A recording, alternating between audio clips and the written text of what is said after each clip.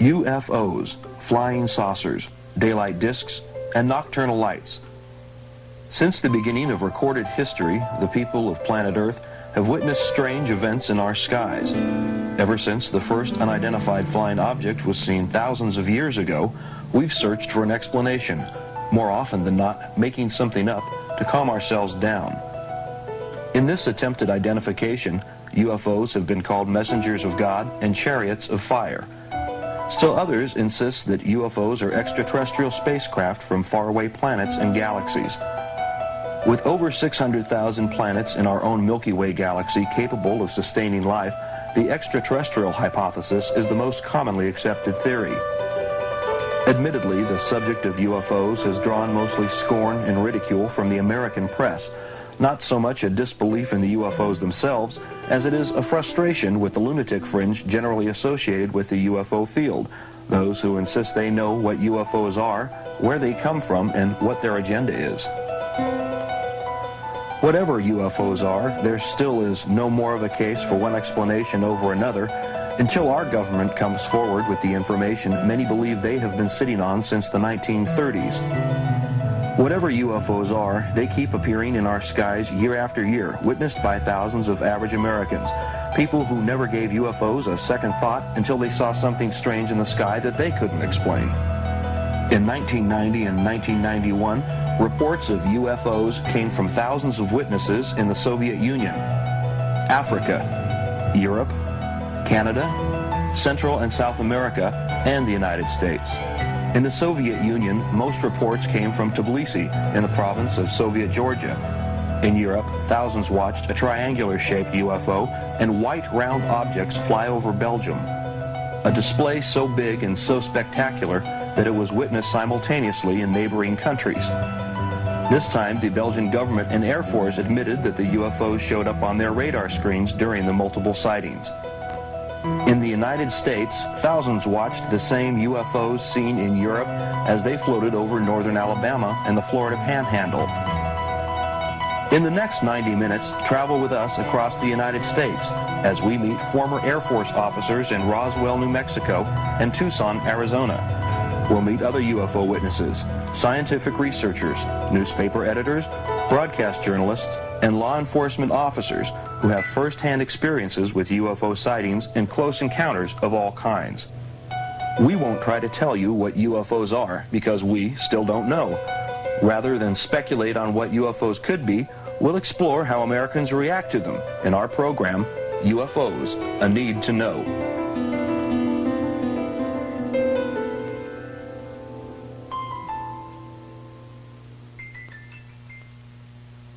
This is the town of Fife in northern Alabama, the heart of what is commonly known as the Bible Belt.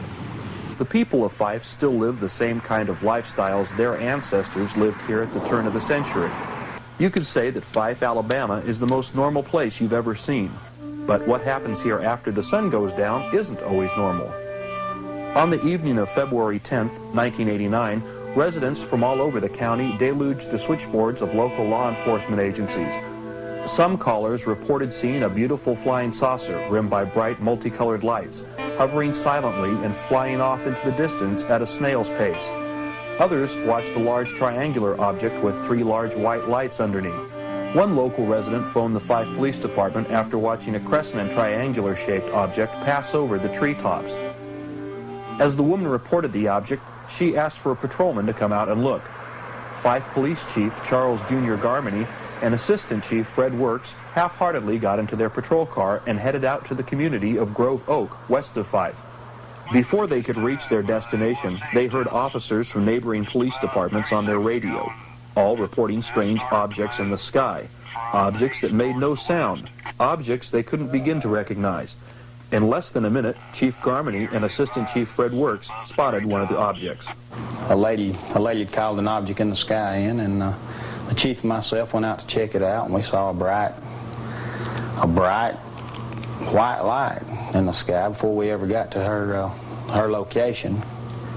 And we stopped and watched it. It was like maybe 2 fingers over the horizon, over the treetops horizon, and appeared to be moving at a very slow pace. and it would get brighter and then dimmer, almost like a light turning towards you and then away from you.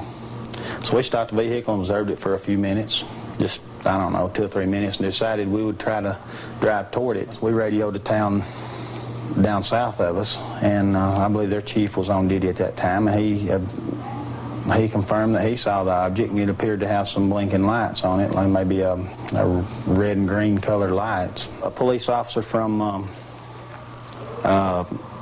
Crossville radioed and said that he told us his location and said that a large object had flown over him at a fast pace, flying in a west and south direction. Well, evidently we were in the path of that object. We stopped and got out and looked back toward the east, and I saw this object coming over the treetops, and it appeared to have kind of a, I don't know, like a white lights on it. They weren't actually shining where they were real bright. You could just tell they were on it, and there was kind of a glow of the lights around it. And I told Junior, I said, there's the object he's talking about. And I said, it appears to be an airplane. And I said, well, I said, it don't look exactly like an airplane. And it kept flying toward us, and it flew right straight over our heads, and it was hard to tell what distance, you know, what height it was. Maybe we estimated maybe 1,500 to 2,000 feet, and possibly as big as a football field. And he had three huge, like spotlights, kind of triangle shape, with the one being more toward the front. But they were not shining. They weren't shining at the ground. They were like shining back up on the craft itself. So I asked the chief, I said, cut the car engine off. And like I said, there was no other background noises. The car was dead. You know, we shut the engine down, it was dead. And here this big object come flying over, and I mean, if you put your hands up like this, that's about how big it looked to you. Bigger than a beach ball, you know. That's big or bigger. And we watched it fly over us, and then we turned, you know, no sound whatsoever. We watched it go off south and west of us. Never a sound. If we'd have been looking down at the ground, we'd have never known it was there. Fred and I pulled over on the side of the road on County Road 43 and stopped our patrol car, shut the engine off, and got out. And at that time, the object came directly over our patrol car, and we were looking up underneath it. And the object appeared to me that it was some 1,000, 1,500 feet higher, had 3 real bright lights underneath it that were shining not on the ground to illuminate the ground, but shining back up underneath the craft to illuminate the craft itself. And there was some lights around what I call the face of the craft or the crown of it, whatever you may call it, appeared looking up through the glare of those other lights. Maybe green, blue, or red, or some of them might have been white. It was a large craft, and it had no sound whatsoever. It just continuously didn't descend or pick up any speed or anything. Just a steady speed, just right over us, and went right on out of sight. Sometime after that, now after '89, of February the 10th, we had several calls. The night of February the 10th, we had several calls, and they've been scattered reports ever since then. I had a person come in just last night. Marty Roberts in a rowboat carrier came in, and he described this object to me and drew me a diagram of it on a paper, and it was something similar to what I had seen on February the 10th of '89. And he's seen that this past date. A lot of the people who are telling the stories are people that I know personally and have known for a lot of years. And I don't have any reason to doubt what they say they saw. But nobody is telling me what it is. They don't know either. They just know it's something that's very unusual. Even more compelling evidence comes from this documented case where unidentified flying objects left physical traces of their presence. I was driving home from work about 9:30 in the evening, 9:30, around that time, and approaching the road that turned off a paved road to my house, I noticed flashing lights in the distance and assumed that they were fireworks. And but was puzzled about why someone would be shooting fireworks in August. You see this at New Year's and the 4th of July, but never in August. But I continued on home, turning down the dirt road toward my house, and I got about halfway down the road, and suddenly, in the distance, about treetop level, this huge object just lit up. And it was a glowing orange-red color. It was enormous. And so I stopped the car, convinced that I was seeing things, or I didn't know what it was. However, when I stopped the car, it went out. And so I immediately proceeded to go home, went on down the road, and I went a little distance, and it came back on. Just this, again, this huge thing. And I stopped again. And when I stopped, it went out.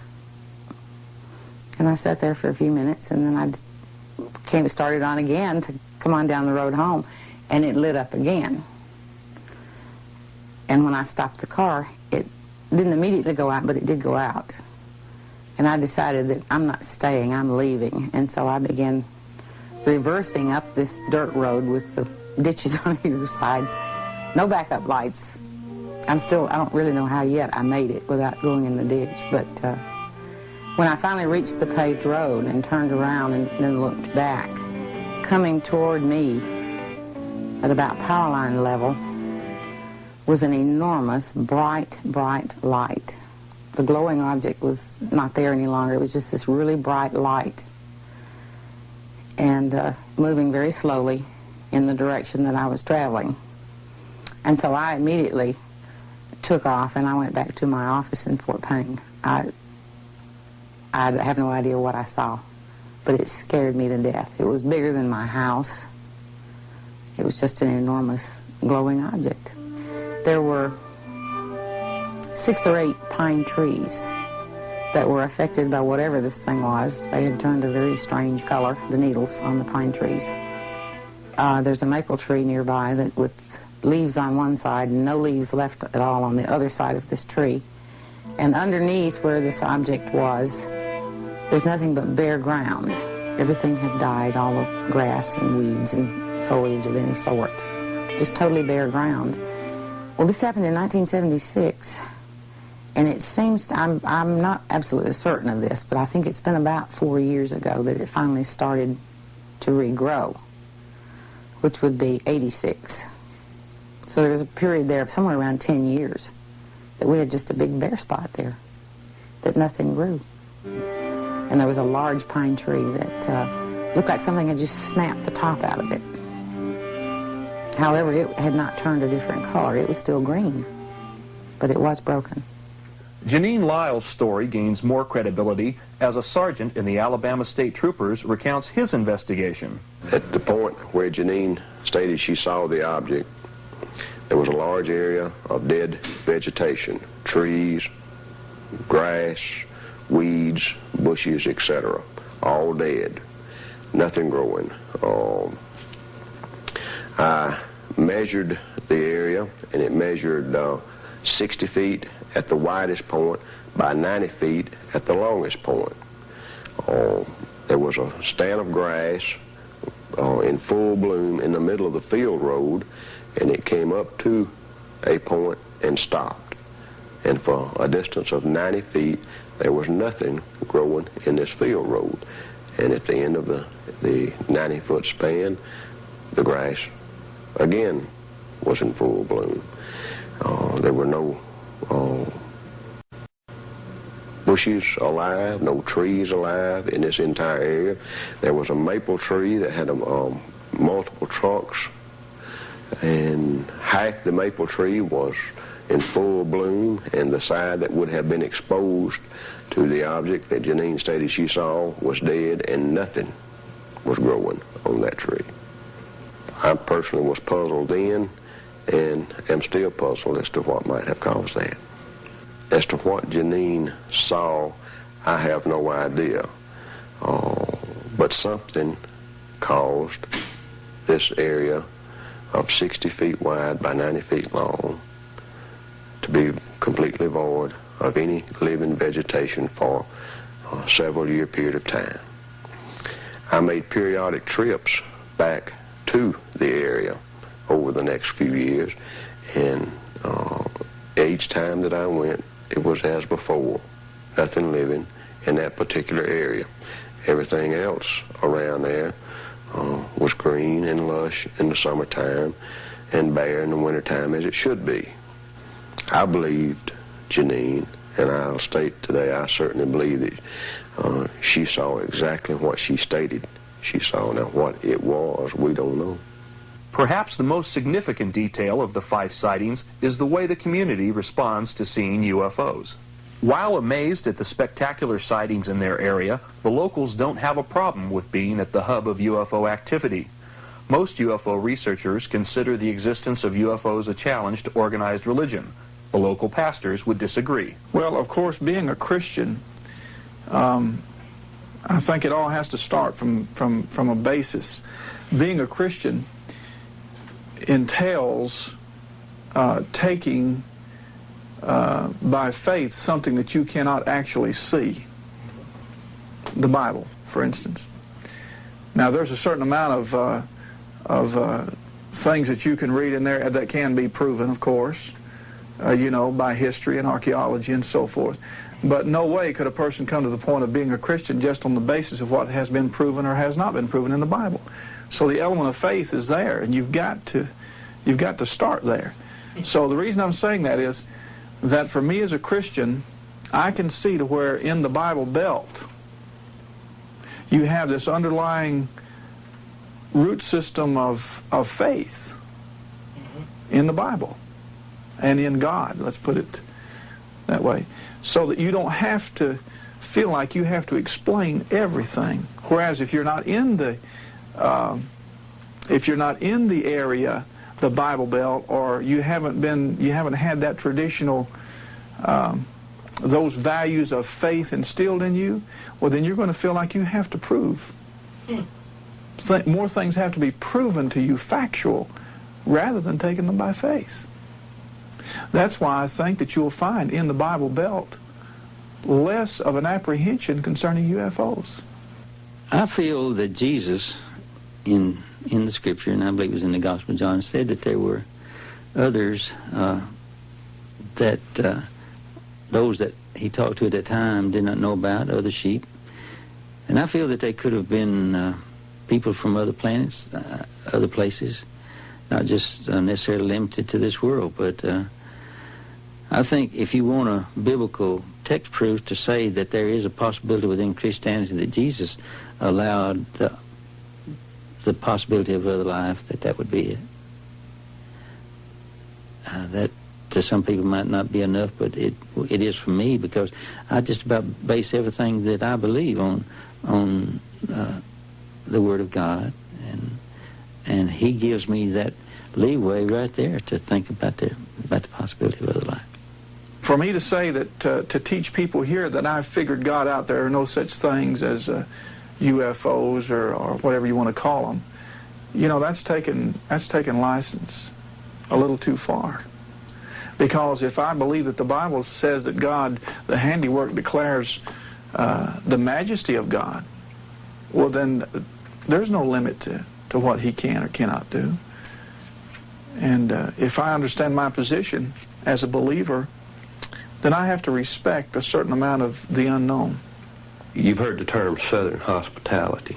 Sand Mountain is the epitome of Southern hospitality. People up here trust each other. A lot of the things that they do are done by handshake rather than by contract. And they trusted the outsiders too, until the inside edition piece. We sent Jeff Cole down there to see if E.T. has a Southern accent. They came from outer space. I still believe I saw a UFO. Police were helpless. There's nothing that I've ever seen before in my life. And the town of Fife, Alabama, was stunned by the strange visitors. My dog saw it, but he won't talk about it. He went and crawled on the floor, and I know that's what's happened because he talks to anybody. I know when I just had a UFO sighting. Fife Police Chief Junior Garmany and Assistant Chief Fred Works got the call and went out to investigate what they figured was some, well, monkey business. Whatever it was they saw, it will be a long time before Fife forgets the things from out of this world. There's some people that's going to ridicule us for it. Some people disbelieve it. But I hope them people themselves get to view it one of these days. They may be coming to see you next.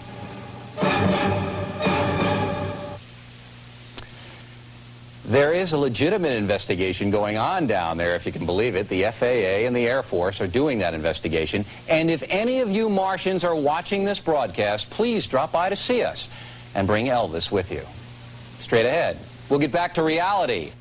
What was the reaction to the job they did? Well, they did a job, all right. They spoofed the incident. They made it appear like a Keystone Cops kind of a program, and people up here didn't like it at all. They thought they were here in good faith, so they showed them the Southern hospitality. And when the program came out, they were incensed, not just the people in the Fife, but the people of the whole area were very, very angry at what Inside Edition did. It was ridiculous. When Inside Edition came in to do their piece, everybody was welcome. We tried to make them feel at home and be a part of the community. But after the Inside Edition piece ran on TV, the outlook toward the media was completely different. It wasn't hostile, it's just that they didn't get any help. Help was slow in coming. You had to show good faith that what you were doing wasn't going to be like what Inside Edition did. People are still seeing things up here. They're not as frequent as they were during that time, but there are reports of seeing things in the sky almost constantly. I don't mean every day, but I mean hardly a week goes by when we don't get some reports of something in the air. The history of UFOs in America goes back to 1897, when a great airship was seen traveling coast to coast by multiple witnesses. This despite the fact that airships did not yet exist. Reports of the great airship were printed in newspapers from New York to California. More recently, the modern age of UFOs in the United States was ushered in by the Army Air Force's Air Technical Intelligence Center. Among the first Air Force officers to analyze reports of UFOs was Wendell Stevens, a retired lieutenant colonel now living in Tucson, Arizona. Colonel Stevens left the Air Force after 26 years to investigate UFOs full-time around the world. I was working in the Foreign Technology Division at Wright Field. I was a test pilot there. And all of the pilots had a desk. They had additional assignments besides their flying assignment. Mine was in the Foreign Technology Division in the Air Intelligence section, Air Technical Intelligence. It's where we analyzed technical data pertaining to engineering developments concerning aircraft discovered worldwide. It was forwarded through intelligence agencies to the United States government, and we got the aerotechnical information. And we tried to match it with other information from other sources, from other countries, trying to stay on top of the latest developments worldwide. And of course, at the same time, we were getting operational reports on strange aerial phenomena observed. During the war, this phenomena was called foo fighters. It comes from the French word for fire, fireball fighters. And all of those things were collectively called foo fighters, for lack of a better term. And we had reports from back as early as 1933 on such events observed and reported through intelligence channels. These foo fighters represented the ultimate development at the time. It was something beyond the visible capability of any country in the world to produce, as far as I could tell, from what was available to me, probably as much as anybody else in the country at the time. And my assignment took me to Anchorage, Alaska, where I went to an Army base. The Air Force had separated from the Army, and now I'm going back to an Army base. And I found that my initial position there was as Assistant Base Operations Officer. which was out of my specialty. But my primary duty was to supervise a team of technicians from the Air Material Command, from my parent command, who was up there working a highly classified radar project on an unclassified weather research project. The weather research project was using the B-29s to survey the Arctic, and that was an excuse for the B-29s to go into the Arctic space and run what they called profile missions with their mission folders on potential targets. They were assigned a grid plan to be flown after that to map both photo mapping, radiation mapping, thermal mapping, magnetic mapping. We ran all kinds of maps simultaneously with equipment installed aboard the B-29s when they were prepared for these missions. Along with that was this special team that I was supervising of civilians that installed a kit of equipment aboard the airplanes, which consisted of additional cameras. It consisted of, all combat airplanes have 16mm cameras mounted in the guns. But in addition to those cameras, we installed other free-mounted 16mm cameras, handheld 16mm cameras, 35mm movie cameras, a 70mm movie camera, and we had still cameras up to a Fairchild K20 that took a picture on an 8-inch by 10-inch negative. That's the size of a typewriter page. These cameras were all put aboard the craft, and each crew member was assigned specific responsibilities with each camera. In case something happened in the air, they were prepared. We also installed surge detectors on all of the electrical systems in the airplane. We had radio frequency detectors that swept the spectrum of radio frequencies. They would search the spectrum for an emission, stop on emission, read it for 30 seconds, and cancel it, and then sweep again looking for more until they had copied all of the frequencies being emitted. It would continually scan. Now, when those airplanes returned from a combat mission, all of this equipment was downloaded, and in the debriefing of the crew, if they had encountered anything, or if they had discovered surges on the line, or electrical anomalies, or interference on the radio, or anything unusual, we'd package all of the material into a metal box, and it would be couriered to Washington, chained to an officer's wrist that night. And about twice a month, they came back with reports of something operational in the field of activity we were surveying. They either saw other aircraft in flight over the Arctic under conditions that would indicate strange aircraft, high speeds, far beyond anything we could fly, 1,000, 2,000, 3,000 miles an hour. Objects standing still in the air, motionless. Objects approaching the aircraft head-on, reversing direction, and then proceeding ahead of the aircraft at the same speed in flight. We had reports of disc-shaped objects that paralleled the craft in flight. In one case, we had one that paralleled the ship so close it was behind the trailing edge of the leading wing and ahead of the leading edge of the tail wing in the slot there. And they got pictures of it with all the cameras and with the Fairchild K10 camera too. And we had reports of objects that were seen to land on the ice, on the snow and the ice at the ice cap of the Arctic. We had reports of them landing on the water. We had a report of them submerging and disappearing. We had another report of one rising to the surface, being seen to come to the surface, leave the water, hover momentarily, and then take off at high speed and fly away. All of this was clearly beyond the capability of any of the aircraft that we had studied worldwide in the Air Technical Intelligence Center. And of course, they were very concerned about who might have experienced such a breakthrough without prior knowledge through intelligence sources. And they, to me, again, they represented the supreme development in aircraft, and that's what piqued my curiosity. I argued that they had to be extraterrestrial vehicles, but I was a major at the time. My superiors were certain that they were a Russian breakthrough experienced as a result of the capture of German scientists at the end of the war, which is only 3 or 4 years afterwards. And they would have had to make some great progress if that was the case, but this was probably the main feeling at upper echelons was that the Russians had experienced a breakthrough that we didn't know enough about, and we were trying to find out what we could about it. I suppose the Russians, in their turn, thought we had experienced a breakthrough for the same reason. We even had reports of electrical disturbance to the degree that engines quit running in flight and then started up again by themselves. We had radio interference on the communications lines where they experienced complete communications blackouts, and then for no reason at all, communication would come back again. We had surges on all of the lines, including closed lines that were within the airplane.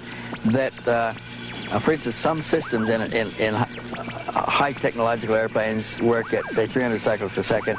Another part of the same equipment may work at 150 cycles per second, some at 60 cycles, more and less. And we had electrical interference simultaneously on all frequencies. At times, we also had selective interference on different frequencies. We never knew what was causing this because it always cured itself in flight, which true failures don't do.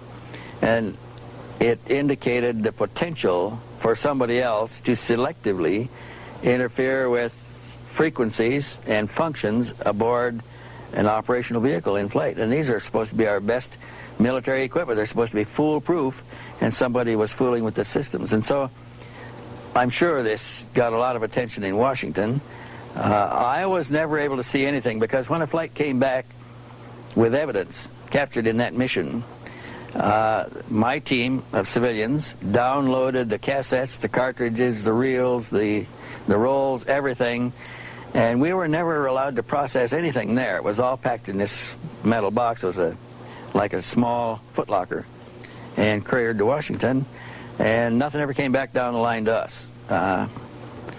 We don't know who handled it, we don't know how it was broken down, where it went, but the processing was all done elsewhere. So all I ever ended up with was the stories, but they were some very exciting stories.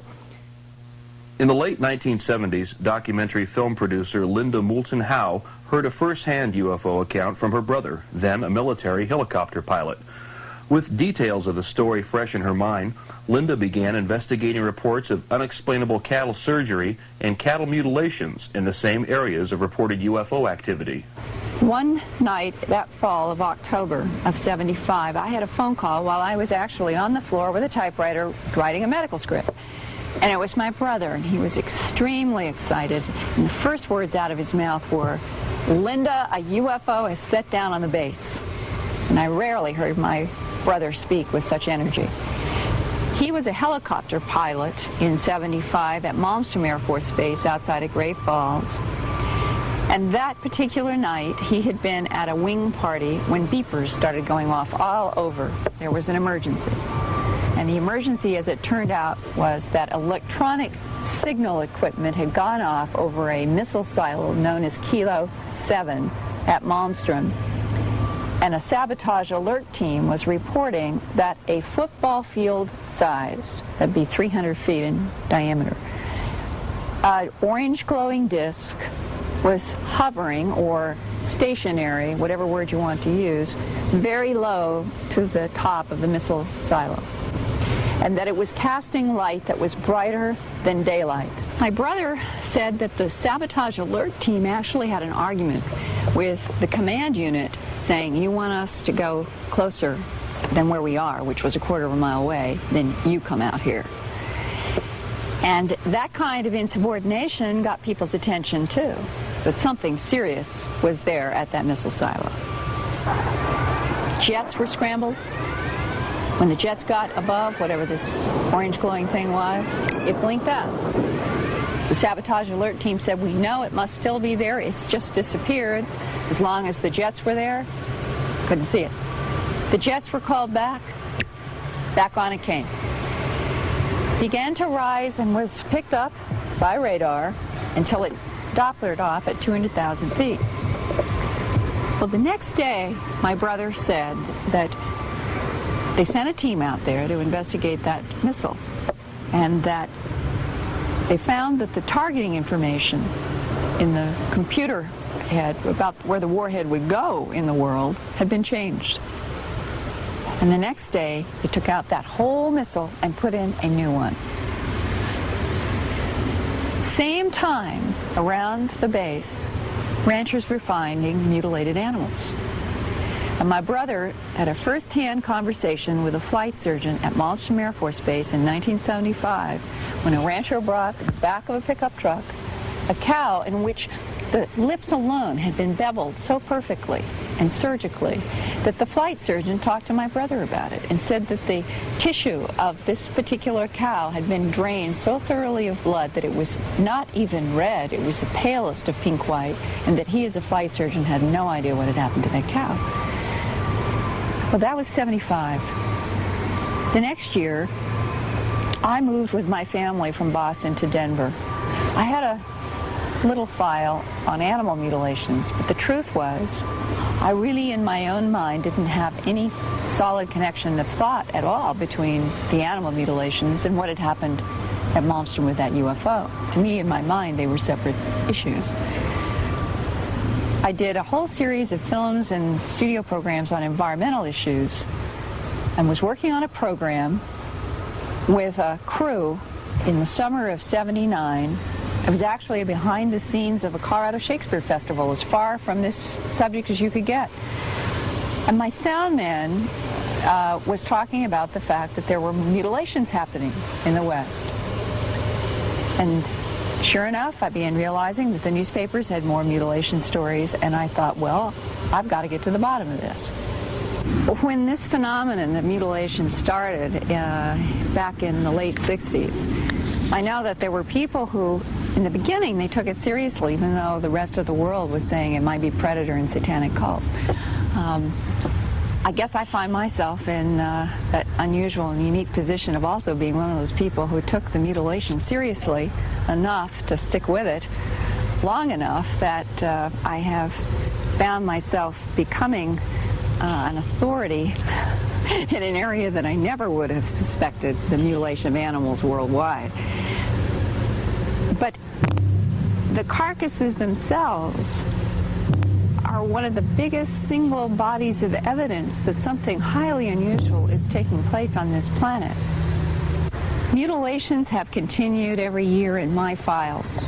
I first started looking into the mystery in '79 to '80 when I did the documentary A Strange Harvest.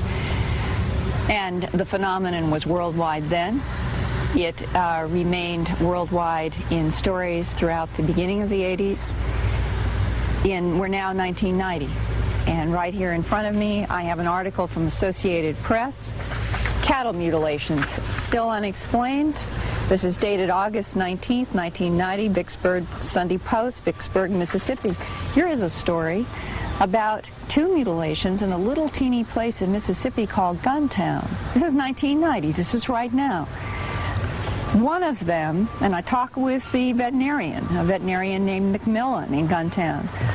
Quote, a 500-pound heifer was found in early July with the left ear and 18 inches of skin from its left rib cage cleanly severed.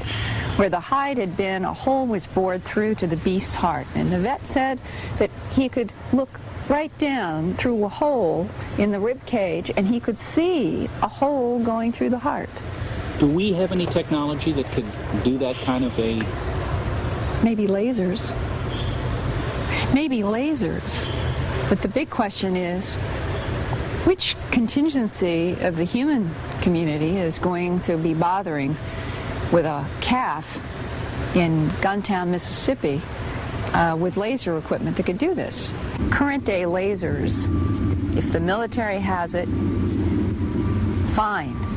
But this phenomenon started in 1967. Laser technology was lab bench research then, that year. And yet that first horse that was found in southern Colorado in September of 1967, referred to as Snippy, but the actual name was Lady, that horse had flesh stripped from the neck up. The bones were as clean white as if that horse had laid in the sun for months. A pathologist named John Altshuler, who's been working with me recently, was there confidentially. Didn't let anybody know. He looked at that horse and found that the internal sternum cavity of that horse in '67, all the major organs had been removed. And he said the thing that got him, since he had worked medically on cadavers of human bodies and other animals, including cows in his work as a medical student, he said there was no blood, there was no presence of fluid, there was no indication there were just dried blood anywhere in the cavity or around that horse. He said how you would remove these kinds of organs and have it be so clean was remarkable to him in 1967. Further, he took some pieces of the mutilator's cuts and took them back to Denver, and under a microscope he said he could see clear evidence of high heat at the edge of the wounds. This is 1967. 1989, he and I work on getting tissues from 9 mutilated animals in the summer of 1989 from Arkansas, Oklahoma, and Missouri. And there was one in December in Idaho, so those were 4 separate states. Under a microscope, he finds the same evidence of high heat cut on the edges of these mutilator cuts. He estimated 350 degrees or above. Well, that clearly excludes predator. And in my own opinion, and with the conversations I've had with law enforcement about the whole issue of satanic cults, I have yet to meet a law enforcement person who privately would say that they thought satanic cults were responsible for this, because there have been too many undercover efforts trying to come up with some satanic cult or somebody who would even give information that a satanic cult was involved with mutilations from Canada throughout the United States, Puerto Rico, Mexico, Central America, South America, Australia, the Canary Islands off the coast of Africa, parts of Europe. I mean, this is a worldwide operation. And in every single case, the animals basically are treated the same. The same things are missing. An ear is missing, an eye is missing. The jaw is either cut like this and comes down like this, and it comes across like this, and everything is removed. We're talking clean bone on an animal that is still warm to touch. The tongue is always cut in a vertical cut deep within the throat. The genitals of the males are usually removed in an oval that is about that big. The cows with udders, you'll see either something like a square or sort of an oval cut, and the entire udder is removed, or isolated teats are removed, or some variation on that theme, and the rectum is cored out. Now that's the basic mutilation scenario, and there's no blood or fluid. Blood being drained. Now that was part of the story in the 70s. There were evidence from both veterinarians and from people who had medical backgrounds who examined some of these animals, and they said that on the basis of the tissue, the muscle tissue, that it would appear that the blood had been so thoroughly drained that the muscle tissue was left a pale pink white. In the 80s, I have been where animals have been found, and I have been with people who have studied them, and I would say it's mixed. Some of the animals, the tissue is red, showing that there's the evidence of blood in the tissue, but that in terms of a cut that is as precise as these are, with no fluid anywhere, that in and of itself suggests that something unusual has happened where these excisions have been made. And further along these lines, how is fluid from bodies of all these animals, how is it being taken so thoroughly that there's no residue of any kind? In 1989, in Arkansas, 5 cows were found in a straight line on one farm. Every single one of them had been mutilated. One of those, and all were pregnant, and one of those, the stomach, had a very clean, very precise, extremely pale pink. It wasn't red, suggesting that blood had been removed from this wound. It was a hole cut in the belly of this pregnant cow, and through this hole, the weight of an unborn calf still in the embryo sac had come out onto the ground. So you're seeing a cow, and the unborn calf is partly in and partly out of the body. When the farmer saw this astonishing and horrifying scene, he called local authorities in the newspaper. Jim Williams, the editor of the Little River News in Ashdown, Arkansas, sent out his associate editor with a camera. She was the first one there, about 5 hours after the farmer had found them. And she said that the outside of the embryo sac, the cow, the soil, everything was dry. But what really got her was that she reached down to touch this embryo sac, and she was taking pictures, And inside this sac, she could see no fluid of any kind. What evaporated? The embryo fluid, also where this calf was found. Those are the kinds of questions that have puzzled a lot of people. Now it's 25 years, we're talking a quarter of a century. This phenomenon is worldwide. It's been going on for decades. There's no one who has ever been arrested. Cattle mutilations and unexplained cattle surgery continue to this day, unabated, around the world. Next up, UFOs and the Las Vegas connection.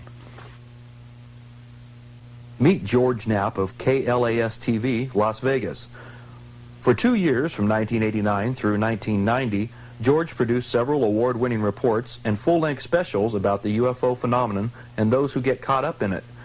Initially optimistic that his programs would lend credibility to the topic of UFOs, his programs were seen by millions here in America and overseas. His programs, UFOs: The Best Evidence, Parts 1 and 2, became a hot property on the illegal video cassette market, with more people having seen the illegally copied tapes than originally saw the programs as broadcast.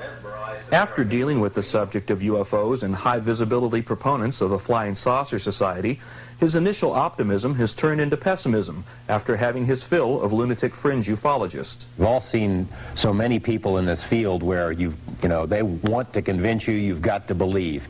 I'm more of the opinion you put out the information and let people make up their minds. I wrote to President Carter to ask him a couple of questions, and that's a whole other line. I never got through to him either. I wrote to virtually every NASA astronaut who has ever been associated with this phenomenon and never got a single response from any of them.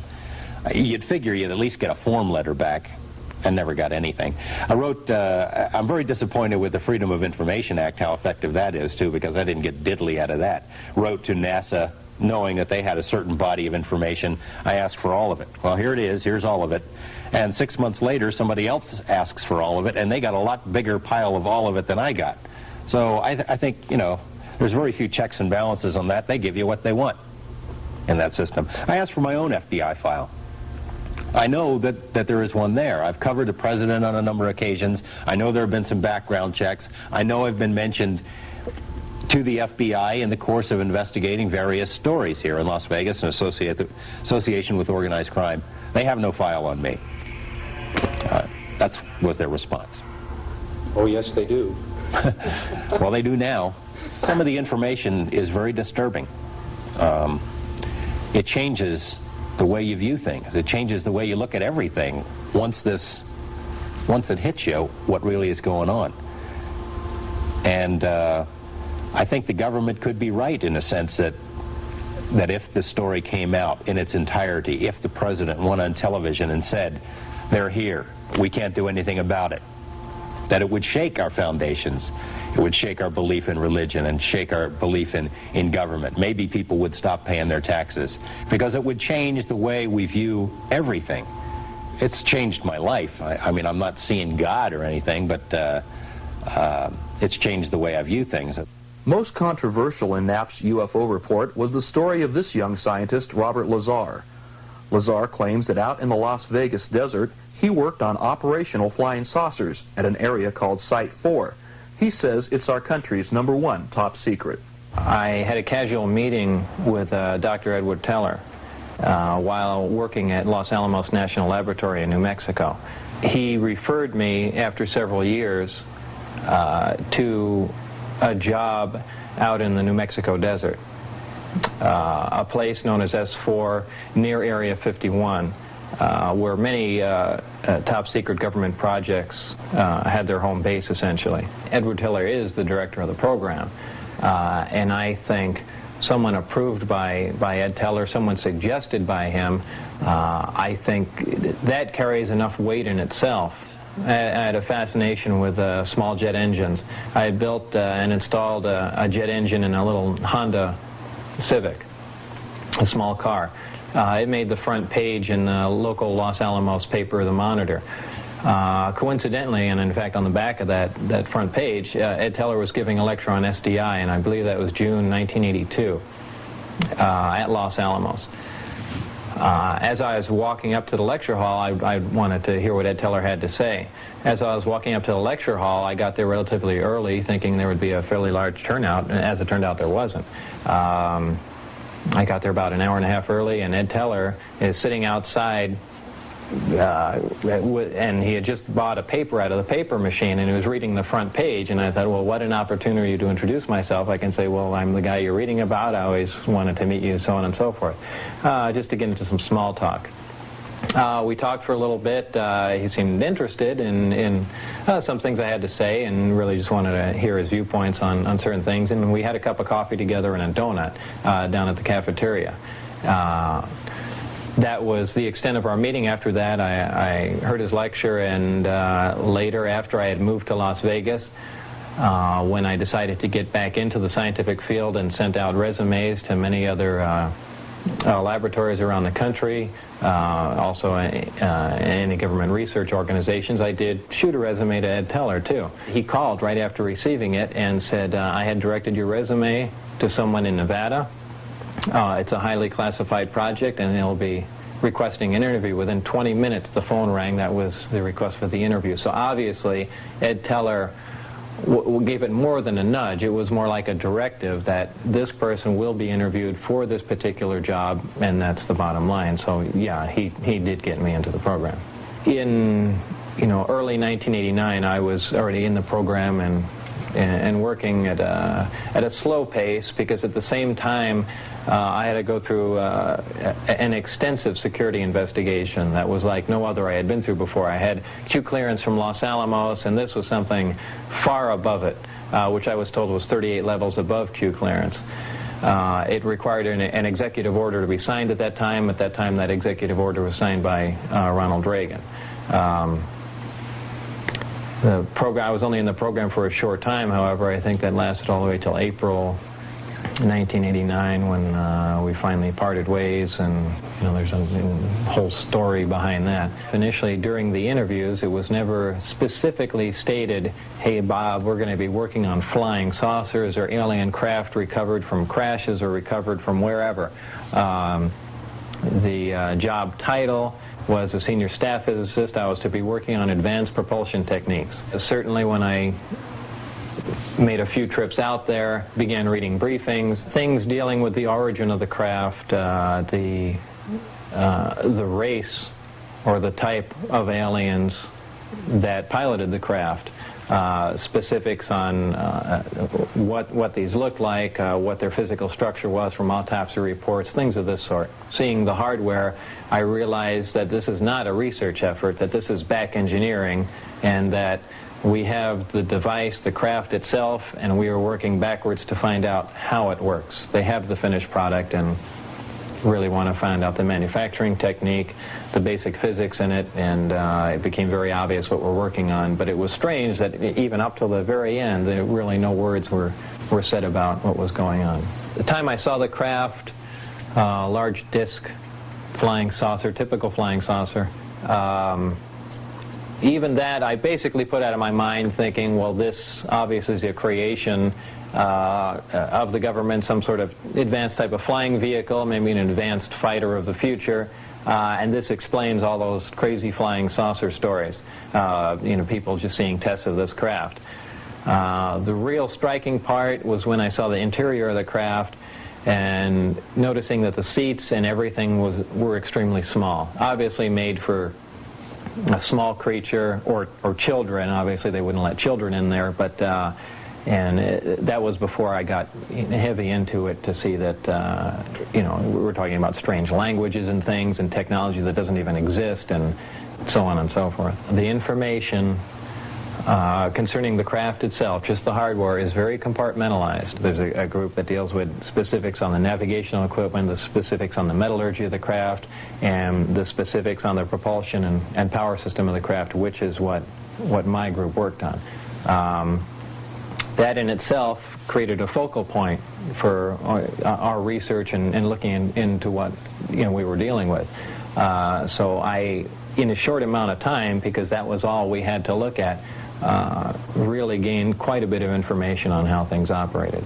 Of course, verifying the employment there is somewhat difficult. Los Alamos denies I have ever worked there, as does Kirkmeyer, even the subcontractor for Los Alamos, which is interesting. We went back and were able to dig up an inter-lab directory phone book with my name in it. Certainly I got some of my colleagues from Los Alamos to verify that I worked there, but for the most part, Los Alamos has kept everything pretty quiet and even denies that I ever lived in the town, though I'm known by many people in the town and many of the people I worked with, supervisors, so on and so forth. When Lazar went to trial on unrelated charges in 1990, even the judge agreed that Lazar seemed to be a man without a country. We do have a W-2 form of record that shows that he worked for the United States Department of Naval Intelligence. And I also note that he is in fact listed in the Los Alamos National Laboratory telephone directory. It's obvious that it's very difficult to get information on Mr. Lazar from government sources, enormously difficult. A lot more than just UFO sightings have been reported out here in the Nevada desert. Independent investigator and reporter Tony Pelham has spent countless evenings outside the Nevada test site, where he's run across mutilated cows, strange lights in the sky, and unfriendly security guards without ID. The desert up there is full of troops in camouflage uniforms. They carry M16s, and they have no identification. They're not Air Force, they're not Army. They don't have any markings at all. And I came real close to being taken to jail a couple of times. So I found that real strange. You know, I heard all types of theories about who they were. But they would challenge me, and then I would challenge them. When they would approach me, they would say, "What are you doing here?" I would say, "What are you doing here? You're on BLM land. You know, you're roaming around outside the secure area." My opinion is that the government is hiding something that's a lot more secure than anything similar to the stealth or the U-2 or that type of thing. I mean, I don't know. I don't know if there's an underground alien base up there. I don't know if they are UFOs or aliens. I just know that they have got security up there that's far beyond what you see around any military type installation. And I don't understand why the uniformed security guards with M16s don't have markings. And when I ask them, "Are you with the Air Force? Are you with the Army?" they don't answer any questions. They just direct you to leave the area. The troopers have held me and had the Lincoln County Sheriff's Department come out on 3 different occasions, and each time they filled papers out on me and instructed me not to go near that area. And on the last occasion, on what pretense?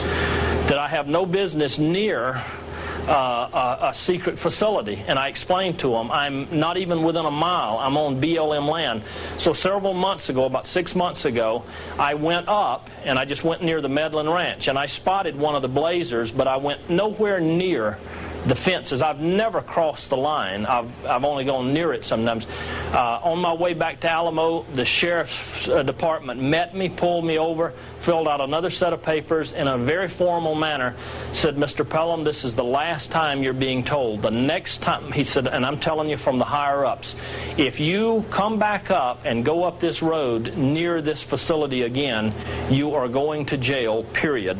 On one particular occasion, I had some bizarre experiences of lights seeming to be at a great distance and then just in a matter of seconds being right at me. But I have never gone on camera or ever come back to George Knapp or anybody and claimed to have seen a UFO. I don't know what I saw that night. Shortly after that, as I started back, a blazer came in front of me up from a side road, and the camouflage uniform troopers stepped out with their M16s, and they asked me what was I doing coming from a secure military installation. And I said, "I'm not coming from this." I said, "I'm sitting out here in the desert." And he said, "What are you doing?" And I says, "I'm watching the strange lights." And he said, "Strange lights? What lights? We didn't see any lights." I went north of Las Vegas, just above Alamo, in the area known as Area 51, north of there, and I crisscrossed a lot of ranches all through Lincoln County and up in Whitebine County, and I found a number of dead cattle Some of them I believe to be mutilated of the same fashion that was shown in Linda Howe's book, The Strange Harvest. I'm satisfied that I personally saw some mutilated carcasses, certainly that look identical to some of the ones that Linda Howe showed in The Strange Harvest from back during the 70s. And you obviously talked to these ranchers also. Right, and in one particular case when my son and I found a black and white bull that had all the classic signs of the stripped away lower jaw, one ear, and the rectum cord out, and the carcass had not been touched by any coyotes or anything. There were no tracks around it. When I went and approached the ranchers about it, they just rode away, the group that were there, and I asked a couple of other neighboring ranchers, and they says, oh yeah, somebody drove by and shot that bull, and it laid out there. Which I don't buy that at all. It was a mutilated cow. When I actually looked over the sheriff's records and would talk with people who had held prominent positions in those counties off the record, they told me that from their own experience of investigating these fresh kills, that they personally believed that it was done by something from outside this planet. They say absolutely they don't believe it was coyotes or any type of animal, and there was no tracks. There was just no way anybody could have gotten into the area and done this type of mutilation without being seen by somebody or caught, or at least they would have left some tracks.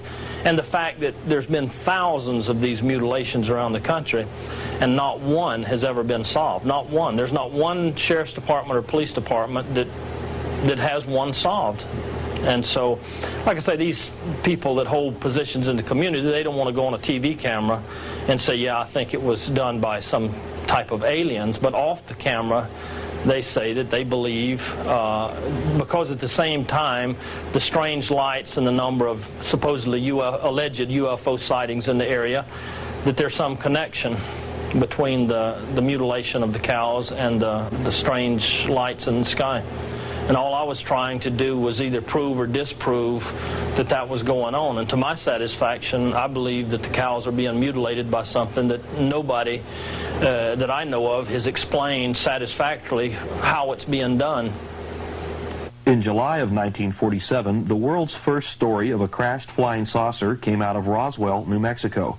The story was written and released to the press by Base Public Information Officer Lieutenant Walter Hott, under orders from his boss, Roswell Army Airfield Commander Colonel William Blanchard.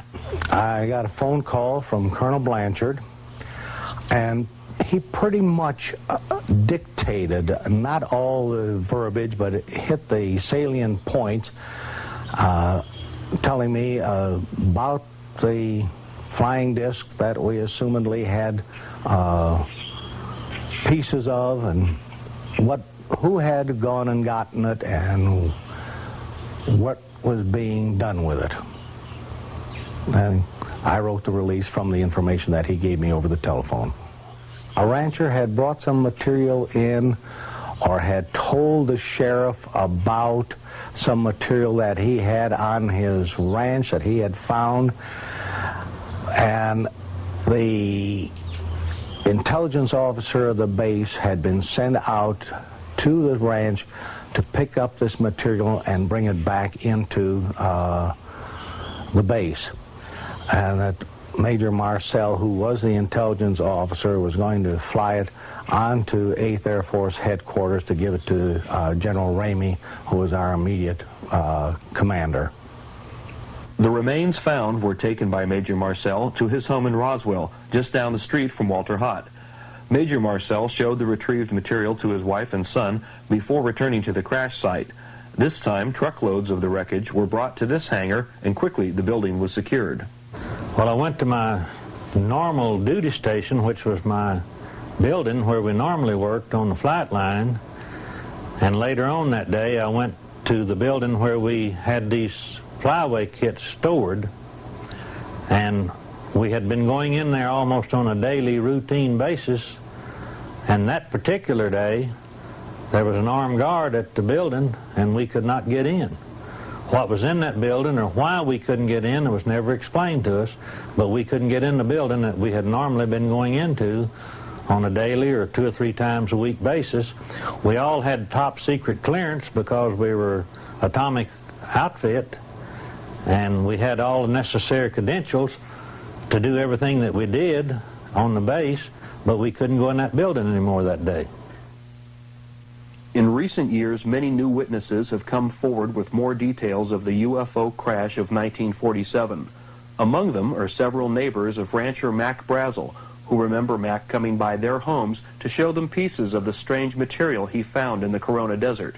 In 1947, I think it was about the 1st of July, and he came over with some something that looked like wood that he had found on the ranch and wanted us to go look at it, and we didn't have the time or means to go do it, and we talked him into taking it to Roswell and showing them down there, and they brought him back to find where it was at, and then took him back down there and kept him several days in Roswell while they cleaned up everything.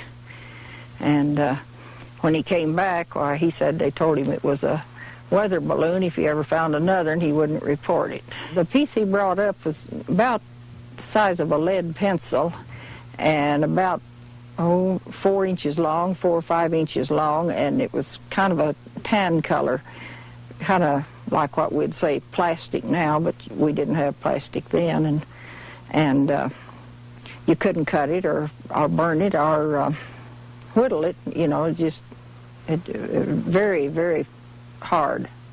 It was very light, it seemed to be, and he said that the stuff that looked kind of like aluminum foil, he said you'd crumble it up and then it'd straighten out. It wouldn't stay creased. It'd just open out, you know, but he couldn't get any of it off to bring up. He said he couldn't cut it or anything. We told him it was probably a UFO or a flying saucer, and we'd heard there's a reward out for it, and go down and collect it. So, you know, we thought maybe he would. I guess I told him not to say anything. I don't know. But he didn't. He just said if he ever found anything else, they wouldn't find out about it. So I guess he was a little upset about him keeping him. Neighbor Marianne Strickland also remembers a visit by her friend, the rancher Mac Brazel. He came by after this incident, and he had been humiliated and detained for several days, and he was a reliable, solid person, dependable, and he was, I think, anxious to square himself with his neighbors when he came by. I mean, to assure them that what he did was on the up and up. He came to the corral. Mac was living alone at this ranch where he was the manager. His wife lived in Alamogordo. And Mac would come and visit with the men in the family. He came into the house once in a while, not too often. And the time that he brought the sample of what he had picked up, he was at the corral. My daughter and 2 sons and husband were at the corral, and they saw it. My daughter says that it could be crumpled up and straightened right back out. He was telling my family about how badly the Army people had treated him down here. And it amounted to humiliation and detention when there wasn't any good reason. He had come in good faith. And they didn't accept it that way, or didn't appear to. He said they threw him in jail. He said if he ever found anything like that again, he would never show it to them. He would never bring it in. He had done so as what he thought was a good citizen, and he had been humiliated and mistreated, and he was very disturbed.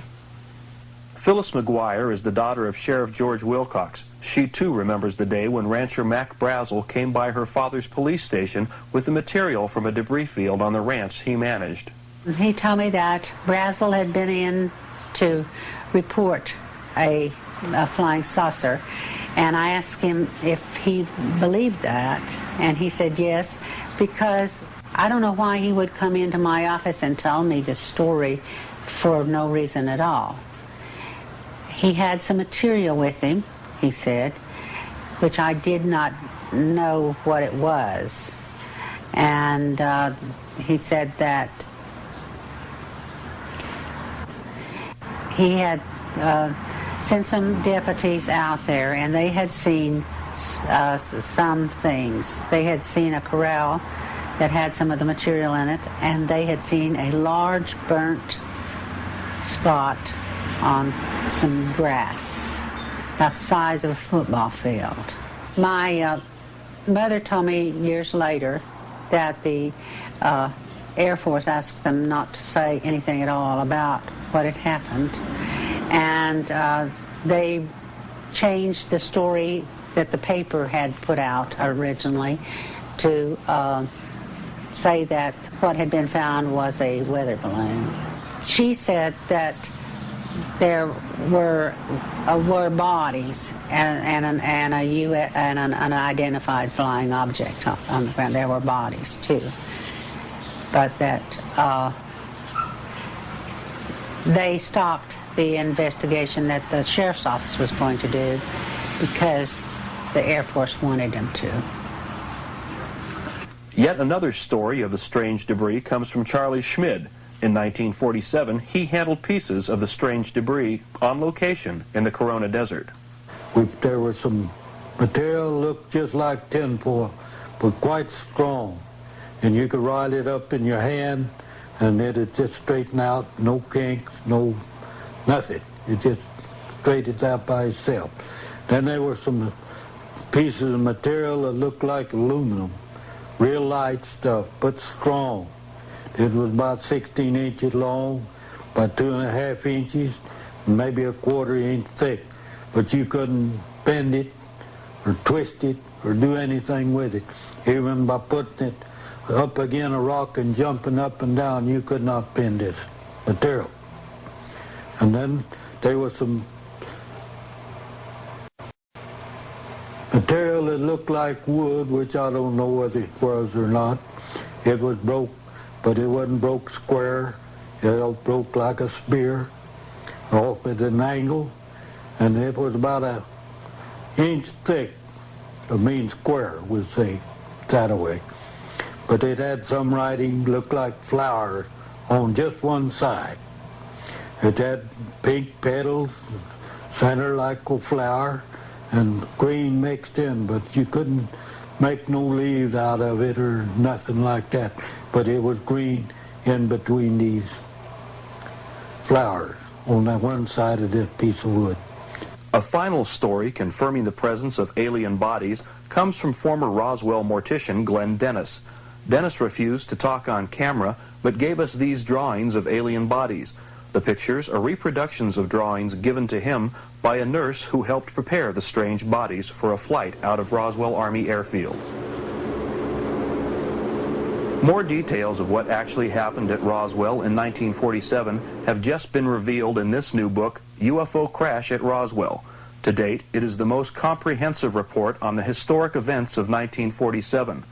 The authors are former Air Force Intelligence Officer Kevin Randall and Don Schmidt, Director of Special Investigations for the J. Allen Hynek Center for UFO Studies. First of all, this started out as a reinvestigation of Roswell. We saw that time was running out, that witnesses were being lost as far as forever, as far as the testimony, as far as their involvement. And we had to go back and re-interview the old witnesses, corroborate their testimony, and then seek out new testimony to confirm what we already knew about Roswell. What kind of things are you finding? We're finding new military witnesses, people who have small bits of the information, people who have been involved in maybe a flight out with some unusual material, people who might have seen something unusual, little bits and pieces of information that when we fit it into the whole puzzle begins to give us a clear picture of exactly what happened in Roswell in 1947. All our evidence, unfortunately, is testimony from people. We don't have a piece of the wreckage. But when we put all that evidence together, that makes a very strong case. I think some of the best testimony has come from Bill Brazel, the son of the man that found it. He was involved in some aspects of it. He was involved in finding some additional pieces after the military cleaned up the debris field. Later on, he was approached by the military, and those pieces were basically taken away from him by the military. He likes to say, well, they weren't confiscated, but the officer in charge made it clear that if he didn't surrender them, that they had the authority, or at least said they had the authority, to take those pieces away from him. So we have that sort of thing, but we have that kind of testimony from literally 250 people. So when we put it all together, can all these people be lying? Would all these people be involved in some kind of a hoax or some kind of a joke? And what would be the motivation for it? Nobody's getting paid for any of this sort of thing. And why would the wife of one of the men that was involved in flying the bodies out of Roswell, suddenly when we get to the point where we've identified that her husband was a member of the 509th Bomb Group and he was involved in this, suddenly tell us that she couldn't talk about it, she didn't want to talk about it, and hang up the phone on us if there was nothing to it?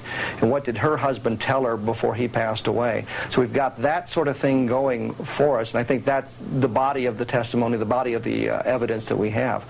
The wealth of testimony, the video depositions, the sworn affidavits, the deathbed statements that we have, the 24 FOIA requests, Freedom of Information Act requests concerning specific details about this experience, all paint a picture that I defy anyone to come up with a conventional explanation with proof. Among the first investigating the Roswell crash and retrieval was nuclear physicist Stanton Friedman. Currently combining talents with aviation writer Don Berliner, they too are releasing a new book with other details on the events of 1947. The case that at least one, more likely two, flying saucers were recovered in the central New Mexico, if you will, complete with alien bodies, is far better than the case against most convicted criminals. You go to a court of law with this, you'd have no trouble convincing a jury that indeed, now you don't have every little detail, as you never do, even in a criminal case, but we certainly have enough to establish that a saucer crashed, at least one, probably two, that the United States government, agencies of the United States government, recovered the wreckage and the remains of alien bodies, that they proceeded on with that, just as you'd expect them to try to figure out more of the information, and covered it up very effectively, and probably quite appropriately at the time. That's easy to establish. The real bottom line is that this is probably the most significant event of this century, maybe this millennium. I mean, something that proves to us that we're not alone in the universe, and maybe our views about ourselves are a little bit strange, not in accordance with reality, is going to have an impact on religion, on politics, on technology, on our own psychology. This is a truly earth-shaking event. The Roswell crash and retrieval are now virtually proven. Between Randall and Schmidt and Friedman and Berliner, hundreds of testimonial affidavits, deathbed statements, and videotape depositions have now been collected. You can read them all in their respective books. The people coming forward with this information are among the most level-headed and patriotic of American citizens. It only remains for our government to tell us the truth, all of the truth, about the Roswell crash and retrieval of 1947. When we come back, we'll look at one of the most controversial aspects of the UFO phenomenon, witness claims of alien abduction. One of the most controversial aspects of the UFO phenomenon and its effect on our society are claims of interaction with UFO occupants and tales of being abducted by aliens. Perhaps the most convincing testimony comes from Travis Walton of Snowflake, Arizona. This was November 5th, 1975. I was working with a crew of men in the woods, and we left the area. We'd worked late that night. It was getting dark, and as we were leaving, down this dirt road way back in the woods, we saw a large glowing object near the road. Well, we stopped the truck and I got out, went up to it for a closer look. I thought that this thing was just going to shoot right off, and then, you know, I hurried towards it thinking, you know, it'll be gone before I even get close enough to see it that well. But it didn't leave. It started to move and the sound got louder.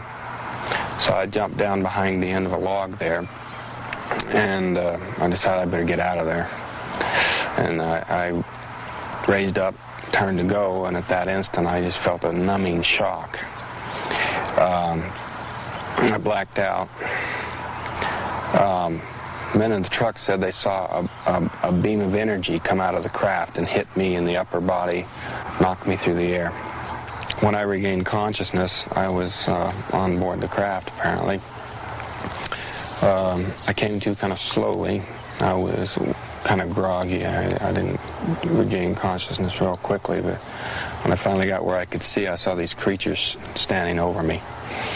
And I became hysterical instantly. I knocked them back and jumped away from them. They started towards me.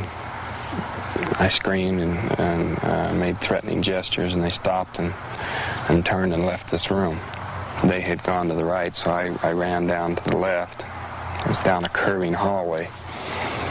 I ran by some other doors, and I came to another door. I kind of got to control myself a little bit. I kind of panicked there for a minute, but I stopped, went in this room. It was a very strange room. You could see the stars projected on the walls, or maybe you could see them through maybe some kind of a viewing screen or something. I don't know. But there was a chair in the middle of this room that had some controls on it, and I went up to that and tried to see if I could figure a way to open a door or get out of there or something. Another being came in at that point. The first creatures that I saw were very, very different from us. They were short, you know, less than 5 feet in height.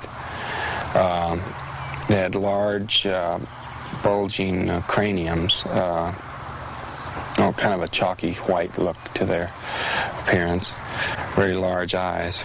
He took me out of that room that this was parked in, down a hallway to a smaller room where there were some other people like him, and they put me down on a table, and I struggled with him, and I was knocked out, made unconscious with a kind of an oxygen mask-like device. And the next thing I know, I wake up on the road. Well, I know the Travis Walton case is a particularly striking case, and mainly because of the 6 witnesses. 5 passed in flying colors. An examination by a polygraph operator who was under the impression and the suspicion that they had murdered the then missing Travis Walton. And that investigator, who was a police polygraph operator, told me that if there was any defrauding or any kind of a conspiracy to produce a hoax, these 5 did not know of it, and that they were telling the truth when they told the story about Travis Walton. He remembered very little of the 5 days. But it wasn't what he remembered, but it was the fact that there were so many witnesses that had been examined in that particular way. I think that puts it down as one of the principal and most persuasive of the abduction cases. Seeing UFOs or believing in them is a personal experience.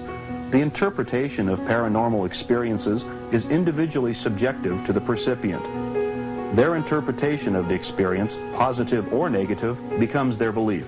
Their belief becomes their reality.